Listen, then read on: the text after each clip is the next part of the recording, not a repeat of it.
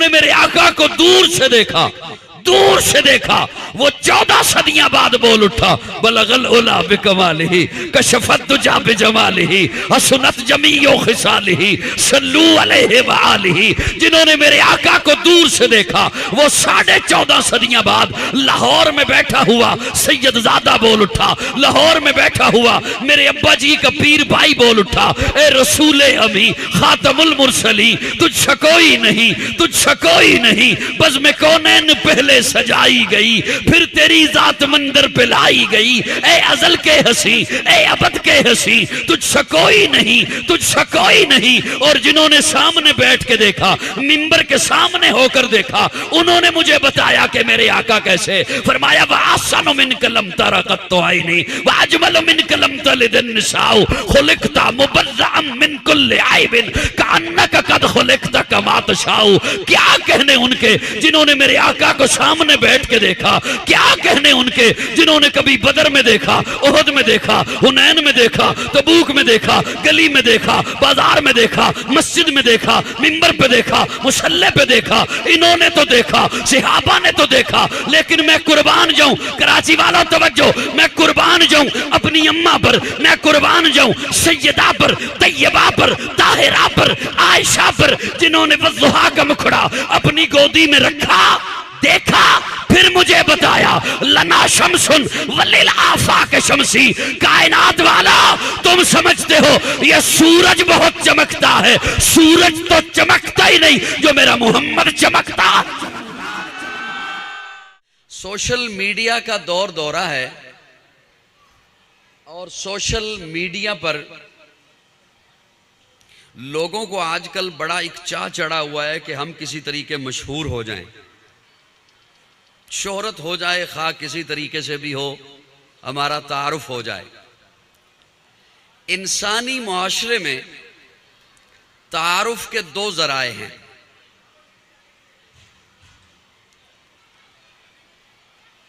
انسانی معاشرے میں تعارف 2 ذرائع سے ہوتا ہے. یا تعارف ہوتا ہے نسب سے، یا تعارف ہوتا ہے حسب سے.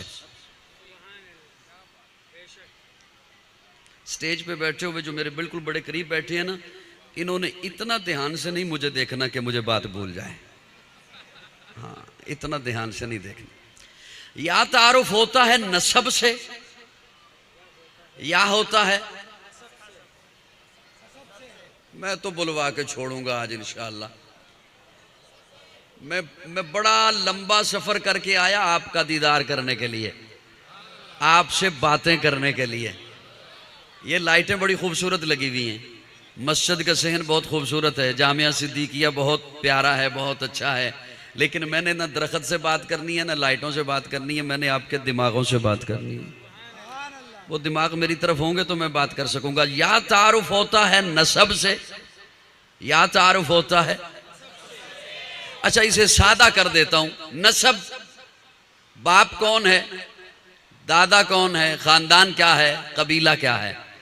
حسب، معاملات کیا ہیں، منصب کیا، عہدہ کیا، کرتا کیا، لین دین کیا. یا تعارف ہوتا ہے نسب سے، یا ہوتا ہے حسب سے. اسے ذوق والوں کے لیے یوں جملہ عرض کرتا ہوں، ذوق والوں کو لطف آئے، جو ذوق سماعت رکھتے ہیں. کسی کا نسب اس قابل ہوتا ہے کہ اس سے تعارف کرایا جائے، کسی کا حسب اس قابل ہوتا ہے کہ اس سے تعارف کرایا جائے. لیکن یہ ضروری نہیں کہ نسب اچھا ہے تو اب حسب بھی اچھا ہو، یا حسب اچھا ہے تو اس کا نسب بھی اچھا ہو. یہ ضروری نہیں. پریشان نہیں ہونا، حیران ہو سکتے ہو، مجھے دیکھتے رہنا. یہ ضروری نہیں کہ نسب اچھا ہے تو اب حسب بھی اچھا ہو، یا حسب اچھا ہے تو اب نسب بھی. یہ ضروری نہیں. ہاں، رب کی طرف سے بہت بڑا انعام ہے کسی پر، اور اگر ہو جائے کہ اس کا نسب بھی اعلیٰ، اس کا حسب بھی. تھوڑا تھوڑا میرے ساتھ بولتے رہیے گا ورنہ میں شب جمعہ والا بیان شروع کر دوں گا. یہ اس کا بہت بڑا فضل ہے کسی پر ہو جائے کہ اس کا نسب بھی اچھا، اس کا حسب. اب میں نے یہ جو کہا کہ یہ ضروری نہیں کہ نسب اعلیٰ ہے تو حسب بھی اعلیٰ ہو اور حسب اعلیٰ ہے تو نسب بھی اعلیٰ ہوگا، اس پر میں دلیل دینے لگا ہوں، توجہ رکھنا. نسب کے لحاظ سے دیکھو تو اتنا اعلیٰ کہ نوح کا بیٹا، نبی کا بیٹا،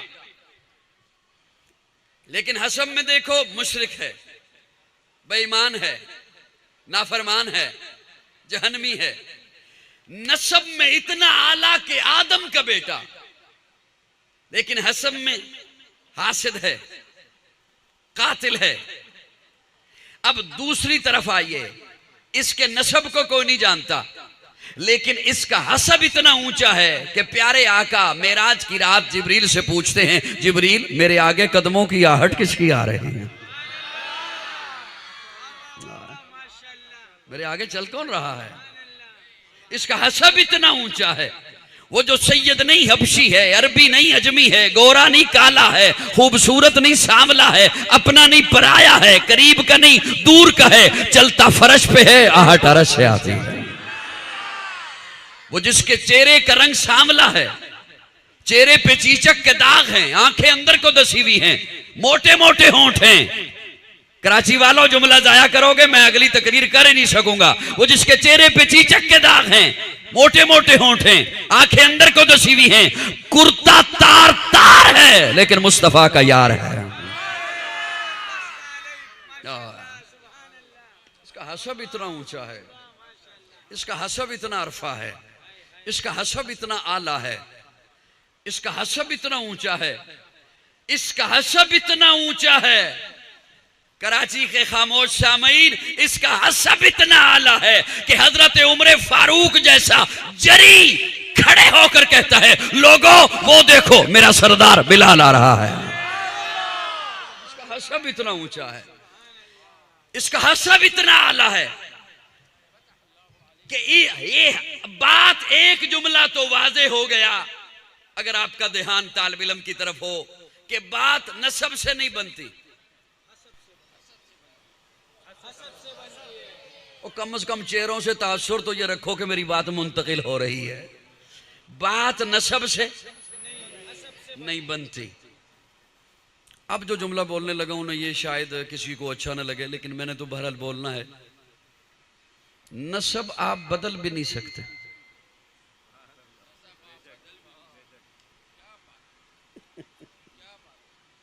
نسب آپ بدل بھی، بدلیے گا بھی مت، بدلیے گا بھی. بڑی وعیدیں ہیں، بڑی وعیدیں ہیں، گالی ہے. نسب بدل بھی نہیں سکتے، بدلیے گا بھی مت، بدلیں تو کچھ بنے گا بھی نہیں. ہاں حسب اونچا ہو سکتا ہے آج بھی. میں جملہ بولنے لگا مجھے بڑا دکھ ہوگا، اور خصوصاً جن کے متعلق بولوں وہ نہ بولے تو پھر مجھے دکھ ہوگا. حسب آج بھی اونچا ہو سکتا ہے، حسب آج بھی عرفہ ہو سکتا ہے، حسب آج بھی بلند ہو سکتا ہے. اور اس کے بلند ہونے کے دو ذرائع ہیں. دو چیزوں سے حسب اونچا ہوتا ہے، یا اللہ کے قرآن سے یا آقا کے فرمان سے.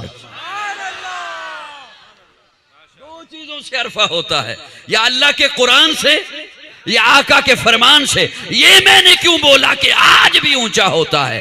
یہ جو حضرت بلال کا اونچا ہوا حسب، یہ جو صحابہ کا اونچا ہوا، یہ تو صحبت مصطفیٰ میں ہوا، یہ تو حضور کی خدمت میں ہوا، یہ تو حضور کی مجلس سے ہوا. آج ہم 14 صدیاں بعد آئے، آج ہم اتنی صدیوں بعد آئے، زمانے سے دور، علاقہ دور.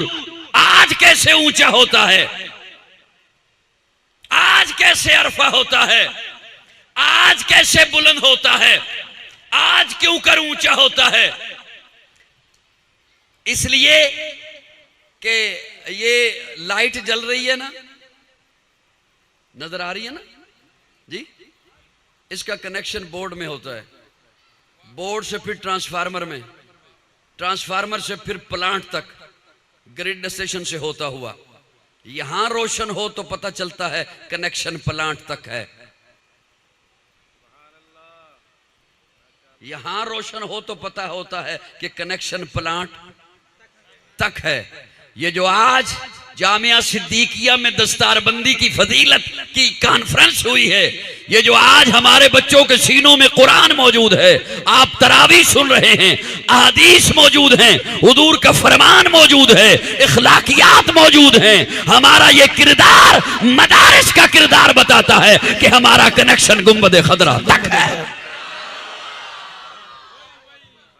میری بات آج بھی حسب اونچا ہوتا ہے. اور آج کیوں کر اونچا ہوتا ہے؟ اس لیے کہ آج بھی اللہ کا قرآن موجود ہے، آج بھی حضور کا فرمان موجود ہے، اور یہ موجود رہے گا اس لیے کہ اللہ نے میرے آقا کو مقصود کائنات بنایا، مرکز کائنات بنایا، ہادی کائنات بنایا، روح کائنات بنایا، طبیب کائنات بنایا، حسن کائنات بنایا، رونق کائنات بنایا، بہار کائنات بنایا، فخر موجودات بنایا، جمیع الحسنات بنایا، جامع البرکات بنایا، خیر الانام بنایا، سید العرب والعجم بنایا، جمیل الشیم بنایا، تاجدار حرم بنایا، چراغ حرم بنایا، عادل بے عدیل بنایا، دعائے خلیل بنایا، لطف رب جلیل بنایا، صادق و امی بنایا، خیر الورا بنایا، بدر الدجا بنایا، شمس الضحا بنایا، احمد مجتبی بنایا، محمد مصطفیٰ بنایا. جان وفا ہے میرا مصطفیٰ، روح ارض و سما ہے میرا مصطفیٰ، آدمیت آدم میرا مصطفیٰ، کاملیت آدم میرا مصطفیٰ، افضلیت آدم میرا مصطفیٰ، شم غار ہرا ہے میرا مصطفیٰ. واضح لکھا ہوا ہے یہ قرآن میں، نہ تخیل تصور نہ دیوان میں، آدم و نو براہیم و عمران سے ان اللہ اصطفیٰ ہے میرا مصطفیٰ. نور پیغام وحدت میرا مصطفیٰ، روح تکوین خلقت میرا مصطفیٰ، شیش کی عظمتیں ساری اپنی جگہ، آگے دیکھو حکایت میرا مصطفیٰ. نو کی تبلیغ میں جن کا آیا ذکر، ہود و صالح کی چاہت میرا مصطفیٰ. راز رازوں میں تھے وہ خضر کے اگر، ہر عمل کی وضاحت میرا مصطفیٰ. ابن یعقوب بھی تھے وہ یوسف ہنسی، والضحیٰ کی صباحت میرا مصطفیٰ. ابن یعقوب بھی تھے وہ یوسف ہنسی، والضحیٰ کی صباحت میرا مصطفیٰ. ارادہ کچھ اور تھا لیکن میں نے کہا چلو میرے بھائی مولانا طلعت قمر صاحب بھی آئے ہیں تو ان کی دعائیں لے کر میں اس مجمع میں سوکی بات کر لیتا ہوں. ابن یعقوب بھی تھے وہ یوسف ہنسی، والضحیٰ کی صباحت میرا مصطفیٰ. بعض بندے دور سے بڑے سونے لگتے ہیں. وہ ڈی پی بڑی پیاری لگائی ہوئی ہوتی ہے انہوں نے. بندہ قریب جائے نا تو بندہ کہتا ہے میں معافی چاہتا ہوں، سمجھنے میں غلطی ہو گئی. بعض بندے دور سے بڑے پیارے لگتے ہیں، قریب جاؤ تو ویسا نہیں ہوتا. دور سے بڑے اچھے لگتے ہیں، نزدیک جاؤ تو ویسا نہیں ہوتا. چلو یوں سے کنورٹ کر دیتا ہوں، اللہ کرے کسی کے ضمیر کے دروازے پہ دستک ہی ہو جائے. بعض بندے دور سے بڑے اچھے لگتے ہیں، بڑے چنگے لگتے ہیں. بندہ کہتا ہے یار باتیں بھی اچھی کرتا ہے، حلیہ بھی بڑا اچھا ہے، چلو مل کے کوئی کاروبار ہی کر لیں.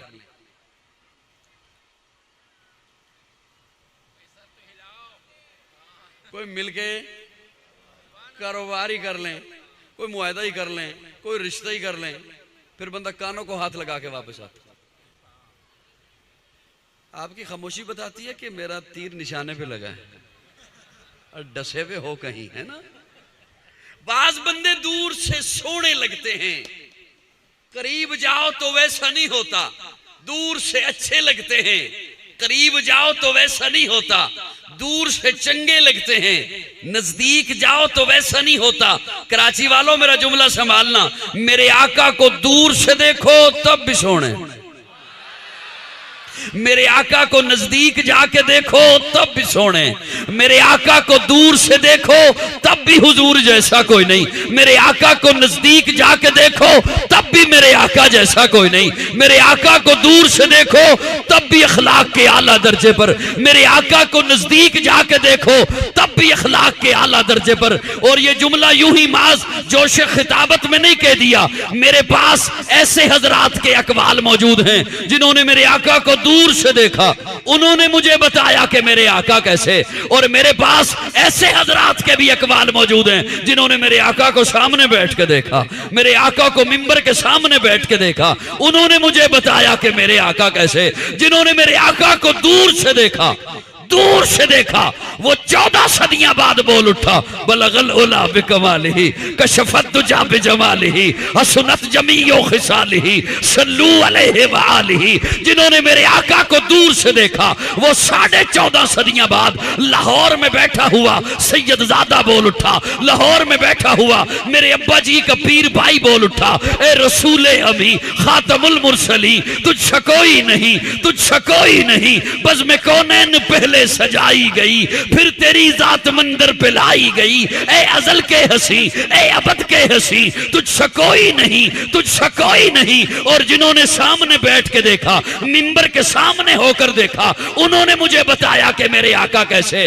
فرمایا وَأَحْسَنُ مِنْكَ لَمْ تَرَ قَطُّ عَيْنِي وَأَجْمَلُ مِنْكَ لَمْ تَلِدِ النِّسَاءُ خُلِقْتَ مُبَرَّئًا مِنْ كُلِّ عَيْبٍ كَأَنَّكَ قَدْ خُلِقْتَ كَمَا تَشَاءُ. کیا کہنے ان کے جنہوں نے میرے آقا کو سامنے بیٹھ کے دیکھا, کیا کہنے ان کے جنہوں نے کبھی بدر میں دیکھا, احد میں دیکھا, حنین میں دیکھا, تبوک میں دیکھا, گلی میں دیکھا, بازار میں دیکھا, مسجد میں دیکھا, منبر پہ دیکھا, مصلی پہ دیکھا. انہوں نے تو دیکھا, صحابہ نے تو دیکھا, لیکن میں قربان جاؤں, کراچی والا توجہ, میں قربان جاؤں اپنی اماں پر, میں قربان جاؤں سیدہ پر, طیبہ پر, طاہرہ پر, عائشہ پر, جنہوں نے والضحیٰ کا مکھڑا اپنی گودی میں رکھا, دیکھا, پھر مجھے بتایا لنا شمسن وللآفاق شمسی. کائنات والا تم سمجھتے ہو یہ سورج بہت چمکتا ہے, سورج تو چمکتا ہی نہیں جو میرا محمد چمکتا.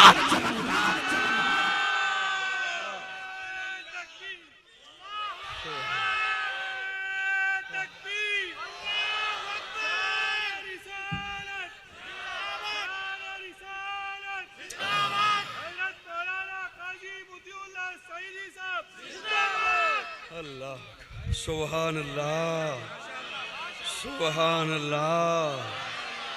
ابن یعقوب بھی تھے وہ یوسف حسین, والضحیٰ کی صباحت میرا مصطفیٰ, نور پیغام وحدت میرا مصطفیٰ. سبحان اللہ. نور پیغام. تھک تو نہیں گئے؟ اچھا مجھ سے تو پوچھو. ابن یعقوب بھی تھے وہ یوسف حسین, والضحیٰ کی صباحت میرا مصطفیٰ. میرے آقا کا حسن, میرے آقا کا جمال. حضرت انس فرماتے ہیں لوگوں میں نے ریشم بھی دبایا ہے اور محمد کے ہاتھوں کو بھی دبایا ہے, میں نے ریشم کو بھی اتنا نرم نہیں پایا جتنا محمد کے ہاتھوں کو نرم پایا. ابن یعقوب بھی تھے وہ یوسف حسین. حضرت انس دمشق کی مسجد میں جمعہ پڑھانے کے لیے تشریف لاتے. لوگ پہلے سے صفیں باندھ کے بیٹھے ہوتے. قبلہ اس طرف ہے نا, اس طرف یوں قبلہ کی طرف صفیں باندھ کے لوگ بیٹھے ہوتے. حضرت انس ادھر سے تشریف لاتے, لوگوں کا رخ ہوتا قبلے کی طرف. حضرت انس ادھر سے تشریف لاتے, لوگوں کو پتہ چل جاتا انس آ گئے, خوشبو بتاتی. سبحان اللہ. مجھ میں ہمت ہوتی نا میں وہاں جا کے سبحان اللہ کہہ کے پھر ادھر آ جاتا.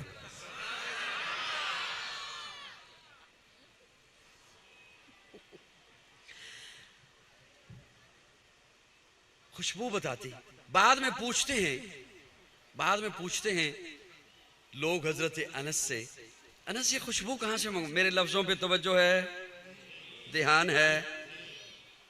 انس یہ خوشبو کہاں سے منگواتے ہو, انس یہ خوشبو کہاں سے منگواتے ہو. پوچھتے ہیں کس عطاری سے لیتے ہو, ہمیں نہیں ملتی. انس کہتے ہیں یہ عطاریوں سے نہیں ملتی,